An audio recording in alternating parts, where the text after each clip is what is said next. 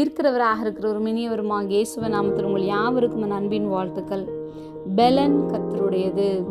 ஏசாயா 40:29. சோர்ந்து போகிறவனுக்கு அவர் பெலன் கொடுத்து சத்துவம் இல்லாதவனுக்கு சத்துவத்தை பெருக பண்ணுகிறார். நாம் சோர்ந்து போயிருக்கும்போது கர்த்தர் நமக்கு கொடுக்கும் பலன் அற்புதமாக இருக்கும். அவர் பலவீனரை தாங்கி தம்மை நம்புகிறவர்களுக்கு உதவி செய்கிறார்.